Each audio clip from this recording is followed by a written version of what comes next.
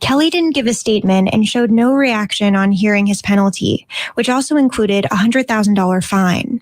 He has denied wrongdoing and he plans to appeal his conviction. The Grammy-winning multi-platinum selling songwriter was found guilty last year of racketeering and sex trafficking at a trial that gave voice to accusers who had previously wondered if their stories were being ignored because they were Black women. Kelly has been jailed without bail since 2019. He still faces child pornography and obstruction of justice charges in Chicago, where a trial is scheduled to begin in August. The Oakland Unified School District Board meets tonight and will consider a resolution to reverse and repair the closure of 6 schools. Supporters of a month-long sit-in at Parker K-8 school have backed the resolution.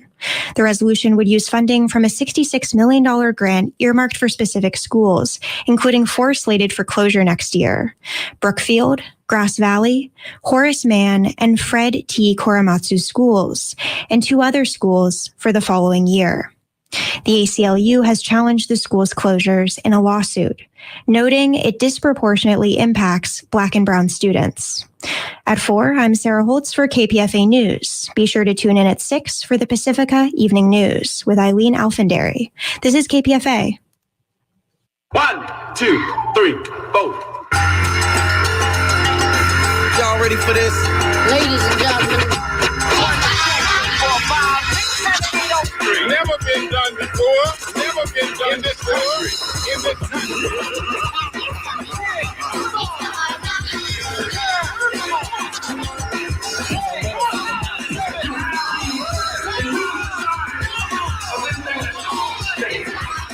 I tell you today, rabbit hunting is fun.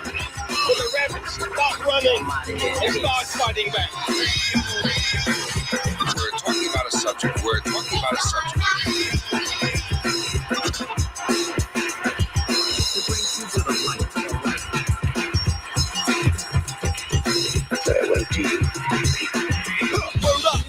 Davey D, Hard Knock Radio, hanging out with you this afternoon. I want to make sure that we keep our attention and that we do not forget about what is going on in Buffalo in the aftermath of the horrific shooting that took place probably about a month ago, maybe a little bit more than a month ago. It's almost out of the news cycle with Supreme Court decisions, summer up on us, all sorts of things that are happening. We've almost forgot about the 10 people, many of them Black elders, who were killed in Buffalo. I was on a call, had the opportunity to talk and be with people from all over the country last week, and we were reminded that people are still dealing with the trauma, that there's still work to be done. There's still a lot of issues that need to be addressed, and lives have been completely upended. And so there's a determination with many folks to continue to help and bring attention to what is going on. One of the people who's been doing that, and he's been to Buffalo a couple of times, he's been writing about it extensively, is James Farr.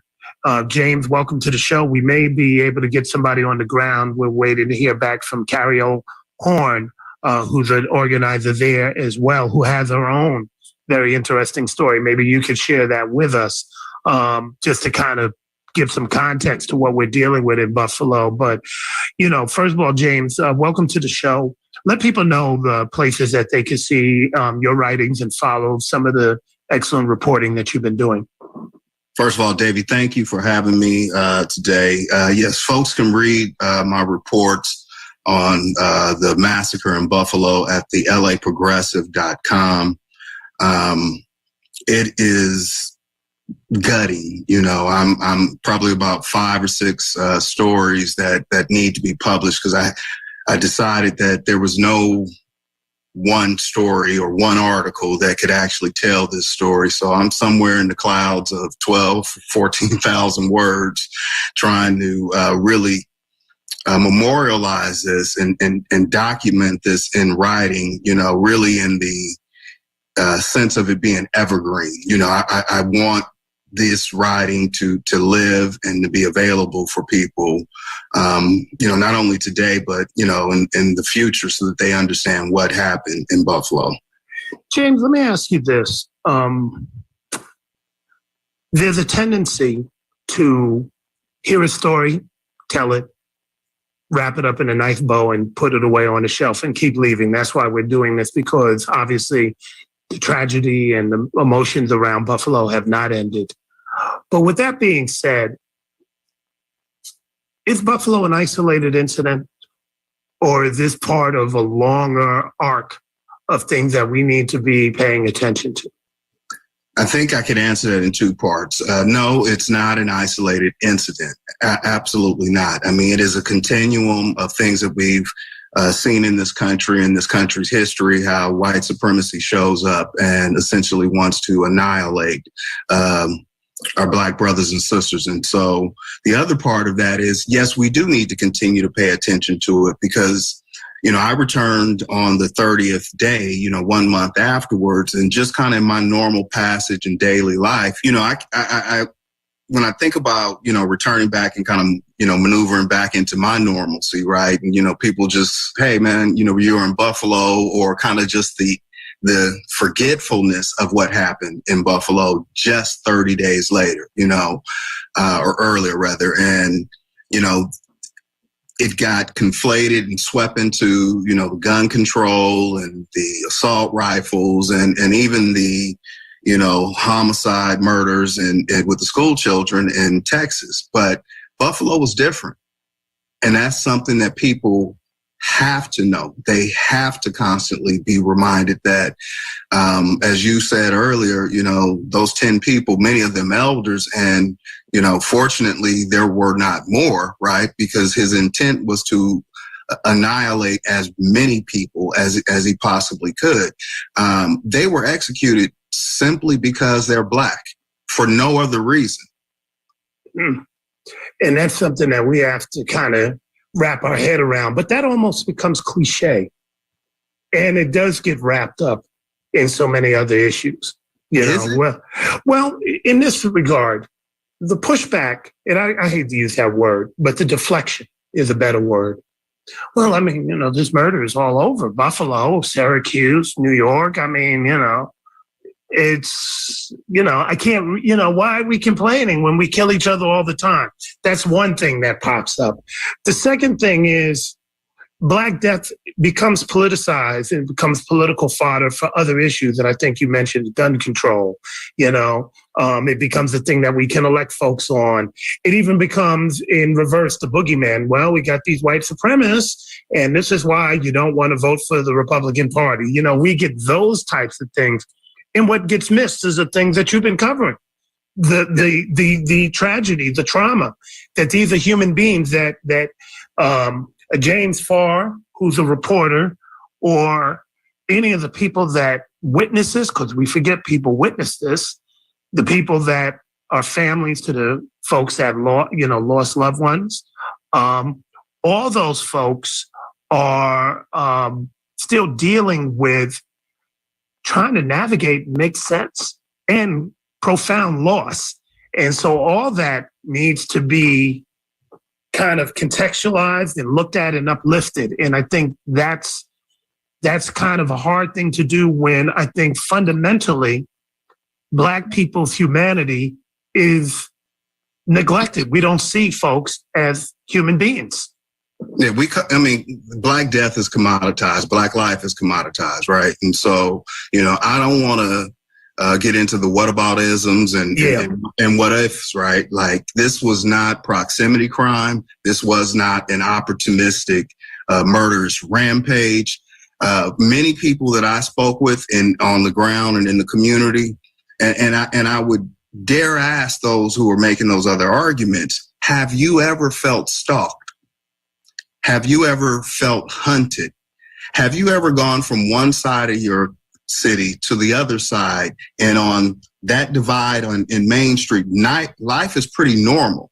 It's almost as if it hadn't even happened. Wow. And I couldn't for the life of me understand. It's spring in Buffalo. We know Buffalo is cold, right? And so it was beautiful weather. And we're driving around on these tours and you just didn't see as many people outside. And locals let me know that's very unusual. Wow. That's the voice of James Farr. He's been covering the stuff going on in Buffalo. He writes for the LA Progressive. We are joined by, she lives in Buffalo. You have experienced what's going on. And just your story itself is something that we need to note. But you've been a voice that's there. James described you as a real trooper when it comes down to this. And we were on that call last week, as I mentioned to our audience, and being reminded that there's stuff that we need to know that's going on. From your perspective, let our audience know some of the things that you've been doing. And, you know, if there's one or two things that has been left out or overlooked in this Buffalo tragedy that we need to understand and maybe uplift and focus on. Well, I have to be honest that I had to take a step back for a second because it's kind of overwhelming. Well, what we're trying to do now is make sure that the surviving victims have what they need. And so I've been working with Miles Carter. So who's Miles Carter? Miles Carter is another advocate here. Okay. In Buffalo. Right. Yes. So basically, there's like this big fund. I mean, a lot of people are giving, but there's this fund that can't go out until October. But in the meantime, you have people who are returning to work and mentally, they probably should not be back at work. But because we know that we have to work in order to provide, that we have to go back to work. So we were basically trying to find the resources, which there are a lot of resources. It's just knowing about them and tapping into them. So that's what we were doing. And then, you know, we have like a group of people who want to do something. Black Lives Matter Grassroots is going to come here to organize us so that we are all on the same page. Because, you know, when you get a group of chiefs, everybody wants to do their own thing. So we have to just organize it so that we are working together on that. Well, sitting next to me is Geneva Reed. That's the mom of Sandra Bland. You may know her. Oh, wow. She came here to help me to do whatever I needed. So she can tell you like what she's experienced as she's been here, the different times that she's come. But, you know, there are resources, and right now it's just basically finding out what they are and tapping into them to get the immediate needs of the people I'm taking care of. Right. James, since you've been here, I haven't seen you yet, or if I did see you, I didn't get to speak to you. Your mic is off. James, turn it back on. There you go. Yeah, when I returned on the 30th day, I didn't see you, and I was only there for a day. So I'm looking forward to getting back there. And first of all, good morning, Cariol. Good morning, Bishop. Good morning. How you doing? I'm sorry, Davey. It oh, was no. This family is conversation. This is family when we talk on the air. It was such an amazing under the circumstances, but you know, thankfully BLM grassroots assembled this group of powerful individuals from across the country to come and stand in that gap. So it's good to see you again, Bishop. Good to see you too, James. Let me ask any of you, Bishop or James or Cariol, I want to come back to recognizing our humanity. One might say we shouldn't expect outside entities to really understand, but increasingly, we need to have our own people understand as well. For example, I didn't hear people mention this at the BET Awards. You know, it was on for like 4 hours. You know, a lot of people were shouting out New York. It was great. New York, you know, Puffy said it like 16 times. But I didn't hear them say, you know, we stand in solidarity. And this is not to fault anybody. I'm just saying it's the reality of this country that we kind of push away, you know, Black folks' struggles and challenges, and we don't bring it up until it's convenient. And so but we do. Yeah. Can we do? Go ahead. I said we do push it away. And Yeah. I mean, when I say I don't necessarily mean me and you, but basically it's like move on and let's go to next thing, which is the BET Awards. But it's like, hey, do you remember that tragedy that just happened like a month ago?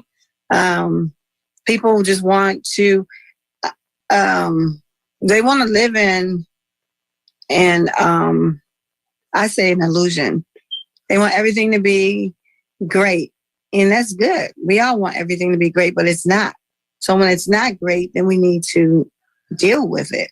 Right. And, you know, just because things are good for some people, it's not good for other people.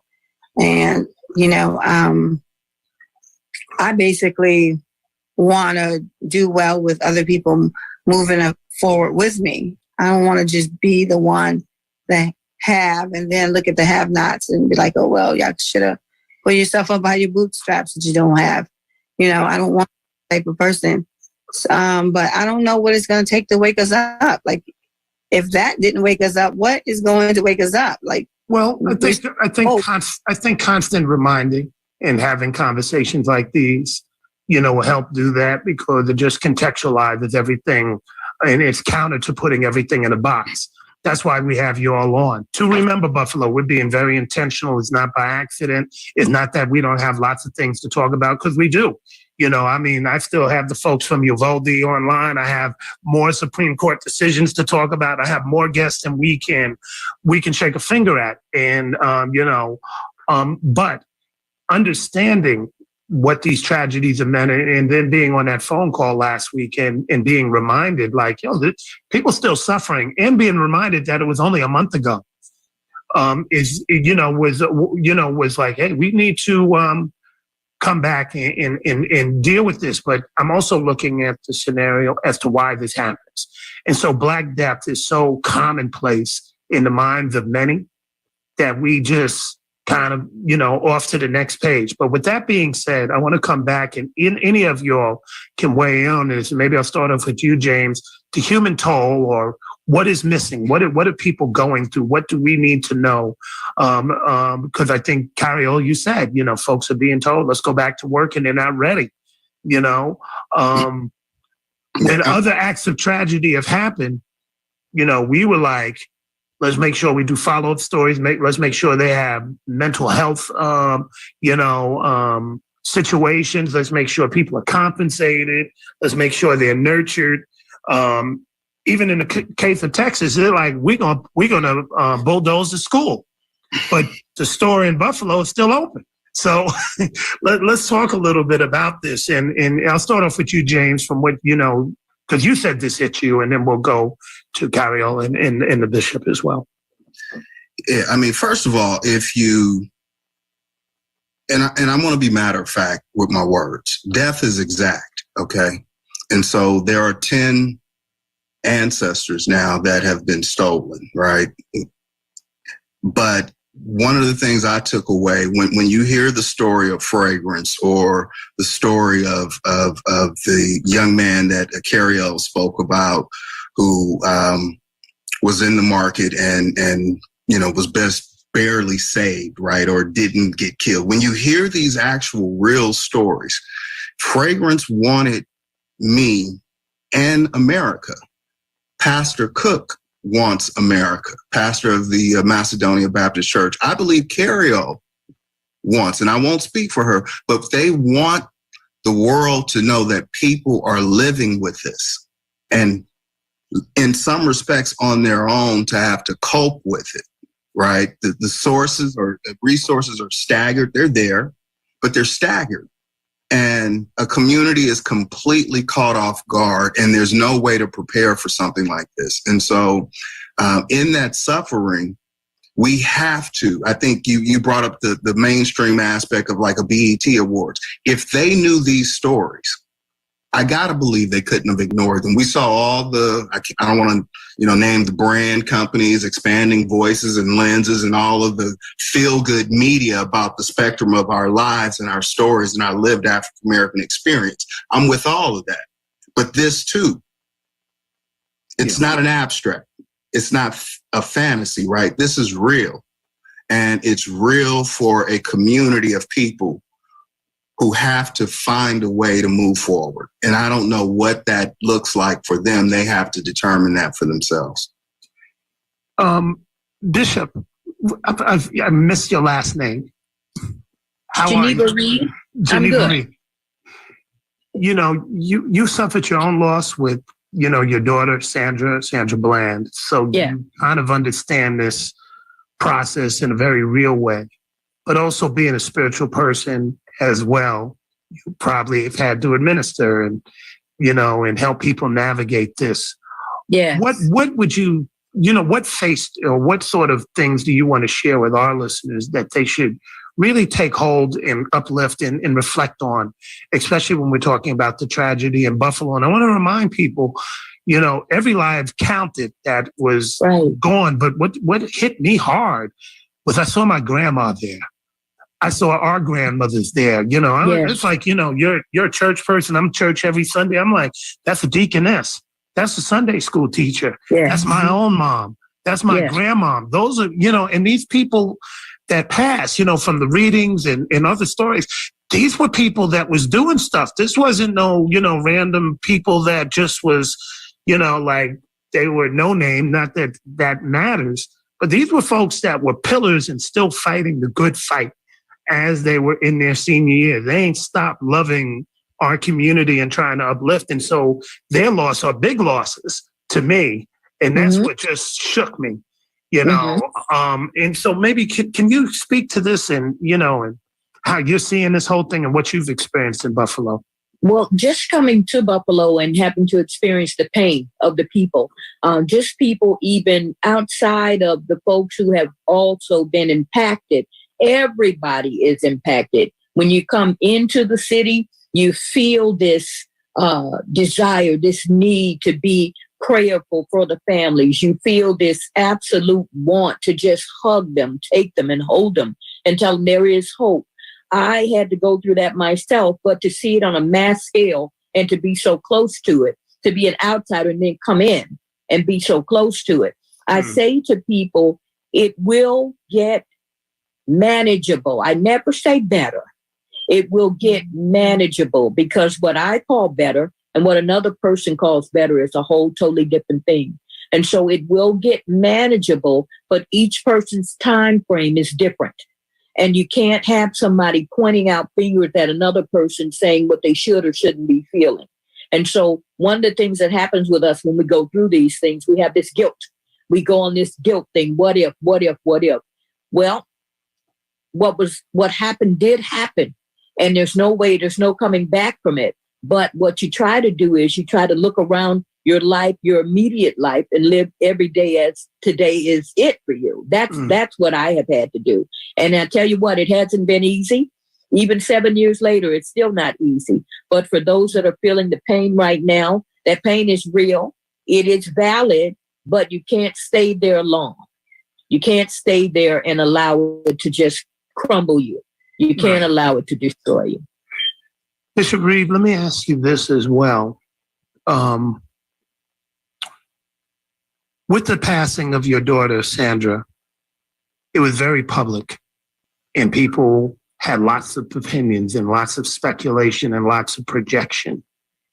In Buffalo's massacre was very public. People had lots of opinions, lots of projection. There's a lot of emotion because at one point we're all there, and then one day we're not. We're on to the next one. How do you, and what do you think people can do to navigate, that publicness when people get the story wrong when they're putting things in, they're using names and situations to further an agenda that has nothing to do with the person, or in this case, the people themselves. Right. And when we just suddenly disappear, I can imagine that, it's like, oh, you just use me, maybe to fundraise, maybe to run for office, maybe to, get gun legislation passed. Because people talked about Buffalo, when it's like, this is the reason why we need to pass gun legislation. And then it was, thank you very much. But did you, other than using that, did you come back and really make sure these people are whole? So how did you navigate that with your daughter? And what do you think we need to navigate the publicness, especially if we get it wrong or we're misusing and abusing the situation? I think the main thing with people have to understand, you need the families. You need to be talking to the families. And unfortunately, when these things happen and people come from outside or people come from the well-known places, people tend to believe what's said by those folks as opposed to believing or hearing anything from the families. And so one of the key things here that needs to be focused on are the families that lost and also the families that are still here.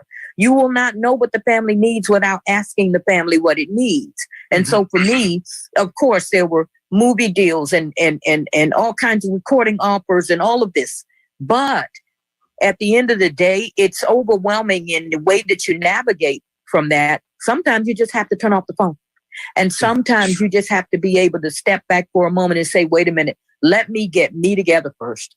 And then I can get back with you on that. The mistake that we make sometimes is jumping in real quick because there's something that we're trying to prove or there's something that we want to share immediately. Sometimes people are not really, they don't have your best interest at heart. I'll say that. People have different agendas. And so you won't know what the families need until you begin to speak with the families honestly, really on a not a I'm just here for now basis, and we'll deal with you all right here and we won't come back to you. I think that making these things long term, because they are long term, people deal with the issues long term. And so I think that making the conversations, making the services available, making everything wide open for those that are hurting still, those that are survivors who are still here, they also need to be addressed too, just like the lost. Thank you, Bishop Reed. You're welcome. Cariol, James, as well as, Bishop, let's come back to another aspect that I think should not be overlooked. This was an act of white terrorism. Mm-hmm. Exactly. I think that also is forgotten in a couple of ways. Right now in Atlanta, we have a trial that's going on that involves two rappers. They got mentioned, Young Thug and that whole family and that clique. And what we have seen is no stone is left unturned to connect the dots and bring across what we now are calling a conspiracy or RICO Act, right? They want to know Young Thug's brother, his sister, his mama, his mama's friends, right? They're bringing the whole thing in there, right? They want to know everything. Let's look at the phone records. Who'd you give money to, right? And they're creating this case. But an 18-year-old kid managed to shoot down 10 people, including a cop, a former cop. Yep. And this has been like maybe had mental illness. He's still alive, right? So he's not even dead. We're not seeing no connecting of the dots at all. And that is befuddling to me and angering because I know this guy just didn't wake up one day and do this. So I'll start off with you, Cariol, then I'll come to you, James, from how you're seeing things. What do we know about that? Is there like a, for lack of a better word, a clan den in Buffalo? Are there a bunch of white supremacists in the area that frequently interact? Or was this really an 18-year-old kid who just woke up one day and said, I hate Black people, and came and shot up all these elders? I can't believe that it was just an 18-year-old coming to shoot people, especially when he came and scoped out the place and had conversations with Black people. So he knew that, that he was targeting people, what I've heard the term now, soft targets. So he knew that he can come and take advantage of a community that was already struggling. I don't think that he did it alone. I really can never believe that. I've heard that it was a conspiracy because Aaron he had the patent for a water control car. Like Aaron is one of the victims. Aaron, the retired police officer who was the security. So he had a patent for a car that would run on water. So I was told that everybody else was a casualty. I mean, just a theory, not that it happened, but that it was a theory. And the thing about it is that it's not even far-fetched. Like, it's so crazy, and it seemed like it was random. I mean, I haven't read the manifesto, which I do plan on reading, but I haven't read it. And then one of the guys that talked to him, like the day before, he saw who he said was his brother at court. And he asked him what his name was. And the guy says, "What does it matter?" But it's like, I said, you should have asked them. Like, I just was wondering if you were a murderer like your brother. But that was just me being angry saying that. But at the same time, I don't believe that he did it alone. And that should have been one of the big topics at the BET Awards, because just like we looked at Colin Kaepernick, even though he wasn't like my brother or cousin or whatever, he represented me being tired of police brutality. Right. That's what I represented that here in 2022, we can still be killed because of the color of our skin. So to even go and have anything without acknowledging that is crazy to me. It's like we are in such a woke world, but yet we're still asleep. We're not even there. Just like the Capitol rioters, they're already ready to overthrow government. We're not even ready to protect our own neighborhoods. Right. It's interesting. I was going to bring up the connection with the Capitol rioters and, and just look at, that scenario where people were prepared to do what they were going to do. But they use the stop. Yeah. They are the laws to stop us from being prepared. Yeah.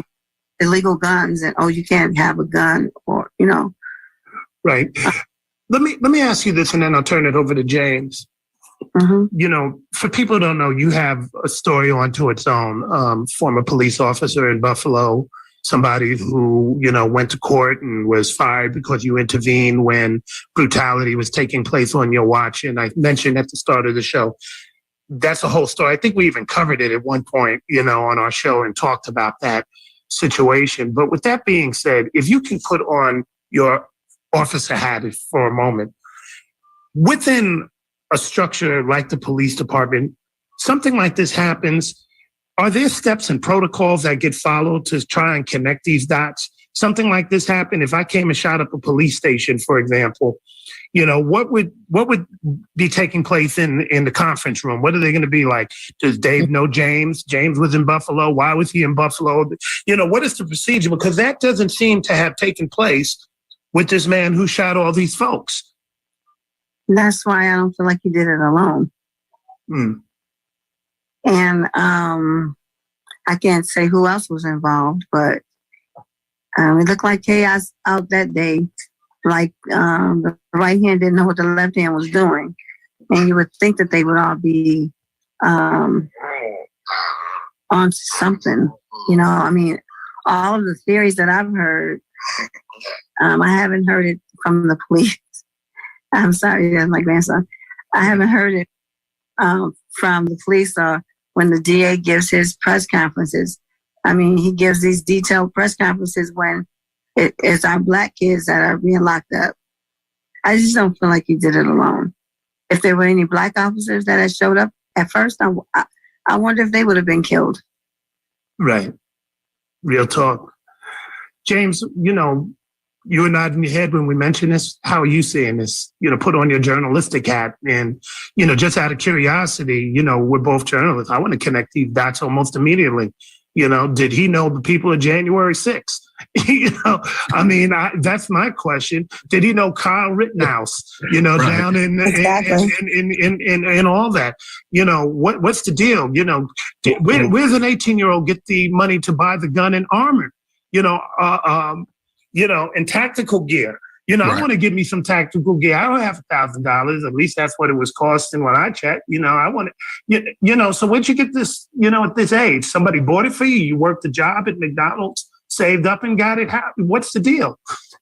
Those are all things that I pondered. Right, just trying to, you know, when you think about it. And first of all, David, you said this 18-year-old kid a little bit earlier. I want to be clear that this is an 18-year-old man who chose to do this, right? Let's not humanize him and really kind of desensitize the conversation with a kid, right? I have kids, right?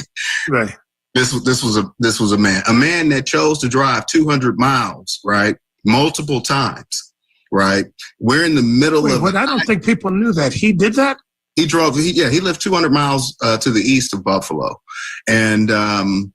You know, we're in the middle of seeing some of the record gas prices across this nation, right? So let's put that into context, right? We're talking about resources. To your point, how did he supply himself with the tools that he used to actually act upon the things that he did?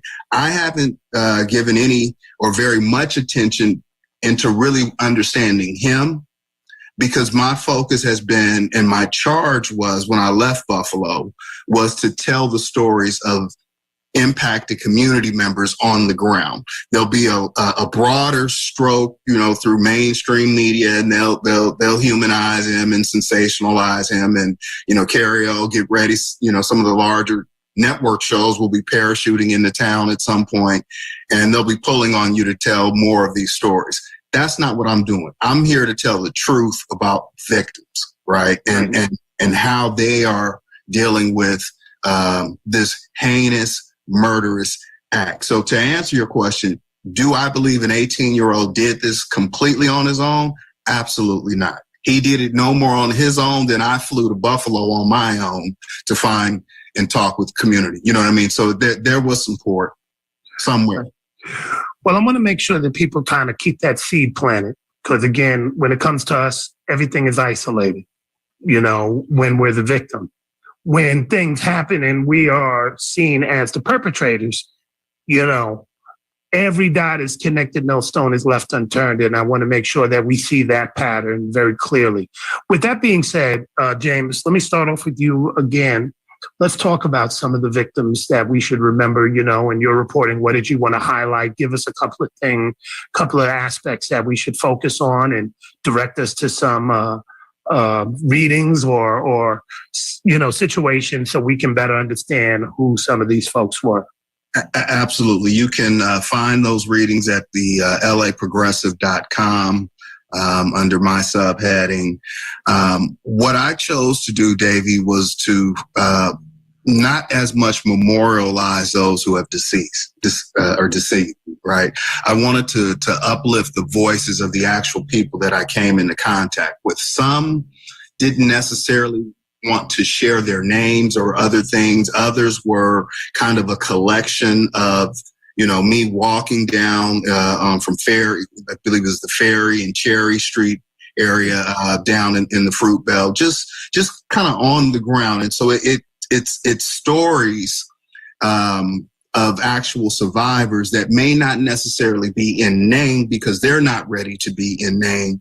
Others are, but Fragrance, who I wrote about first, and Cariol was there to support her. Bishop Reed was there in congregation. Just understanding what she endured, the choices that she had to make, the fact that she had to decide whether to go back for her adult daughter, right, to see if she could help save her. And then what if she were killed, right? These were real choices.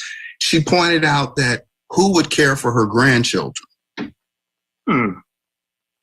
That was a hell of a choice. Wow. Ultimately, her daughter survived, right? Both of them survived, but when I think of people like fragrance in the community, there are many fragrances, although police aren't necessarily saying how many actual victims, and there's a classification process that they have to go through in terms of, are you a witness or are you a victim? I mean, it's all these different layers that are kind of coming into play. But the bottom line is, it's safe to say dozens, right? Right. And certainly on the outside, an entire community. East Buffalo, roughly 80% of the city's Black population lives in this one community. I had no idea Buffalo was so Black, to be honest with you, before I got it is like, it's like Oakland, right? I mean, you as soon as you touch down, it has a town feel about it, right? Right. You feel like you know somebody, the parlance of the language, all of these things just showed me that this is a community that is so full of love. But it is also a very segregated community, right? The Main Street divide is so pronounced here. You're talking about 900 vacant lots within this community. A house here, 2 empty lots there, 3 houses there. And this just is a repetitive landscape, so to speak. Right. Disinvestment. I mean, these things, they're one grocery store. One. Wow. So that's something that we really need to take in, and I appreciate you sharing some of this with us, James. Let me turn this over to Cariol and Bishop Reed. One, Cariol, for people listening, we have people all over the country listening. What would you like them to do? And, are there any other aspects that you want to highlight about some of the families and people that you've come in contact with or know that we should consider as when we think about Buffalo? And then I'll end with you, Bishop Reed, as well. Yeah, so there was another mom and her daughter that were in the supermarket. They were shoppers. And the mom basically was saying her goodbyes to her daughter and letting her know that, I'm going to protect you as much as I can. So I'm going to take the shot, but you're going to feel it. And her daughter is telling her, no, like, don't leave me, don't leave me. So she's basically saying her goodbyes. And this guy put the hot muzzle of the gun to her head, and she begged him not to kill her daughter. And she said to this day, she still has a crescent mark in her head. And he didn't shoot her, but he said something about, well, I'm going to shoot this, and my friend killed a guy. And there was like another story. Wait, hold on a second. Let's just sink in. Mm-hmm. I want people to really think about that, especially people who have kids. Because, I broke down on the air when I heard about those teachers in Texas. So I understood that very well. My wife's a teacher. And, and that just hit. And this hit too. You're in a grocery store, things are happening, and the mom goes, I'm going to protect you. Think about this. It's not like you can just get up and walk away, and it's not like you can pull out your own gat, and even if you do, are you even trained and have the muscle reflex and all that other stuff so that you can act accordingly, especially when this is happening in seconds. And, and you shield your kids and tell them goodbye. Mm-hmm. I want people to really think about that. You weren't kidding, James. That's hard to. Those are the people who need the help, the living victims, the surviving victims who were in that store and, who have jobs, who have bills that they still have to pay, but they're not ready to go back to their jobs. I even was walking into the supermarket, and the first thing I said, even to my children, was, when you go into a store, first thing you do is find out where the exits are. So I went into another Tops that was a few miles away. And when I went in there, I had like this eerie feeling because it was more in the white section. So now I'm looking at everything, scoping out everybody. And I'm paying attention, and I'm thinking, okay, so towards the back is where they have like the meat department where you can go through the doors, but they have like the storage for the extra food that they bring out. So now I'm consciously thinking about this as I'm going into the store. I was not in Tops when it happened, but at the same time, I came after, like within a half an hour afterwards, but I'm still going into a store thinking, well, if I have to get out of here, what steps am I going to take? And I'm looking at everybody, watching their hands, because that's what you're taught as a police officer, to watch people's hands. Right. They're not you with their feet. Unless they're doing karate or something like that. But with a weapon, you have to watch their hands. So that's what I'm doing as I'm going in to go grocery shopping. It's like, that's not something that is normal. That shouldn't be normal. And here this mom was with her daughter just grocery shopping. And then all of a sudden she's watching bodies drop. So she feels like she's next. And so she's saying her goodbyes to her daughter. And thank God he didn't kill her, but to put a hot muzzle to her head, she will never be the same. And then for the people collecting money saying, oh, we're going to give it to the families of the deceased. Here she is, a living survivor who watched those bodies drop, who had a gun put to her head. And she has to live with that. And they're saying, hey, well, it's not for you. It's for the people that die. Yeah, you're a Black woman. You should be strong and be able to survive. This happens all the time. You're from the hood. Those are the types of things people say routinely, like you're not human, like you should just be a superwoman. We're supposed to be so resilient that we can just get over it. All of the time, we're supposed to, as Black people, get over it. And it's horrible that I have so many different feelings going through me. That I'm still trying to process it to be able to articulate it. Because, even as a police officer, even though it was 2006, it was 2006, I still wasn't able to stop a white officer from choking a handcuffed Black man. It's like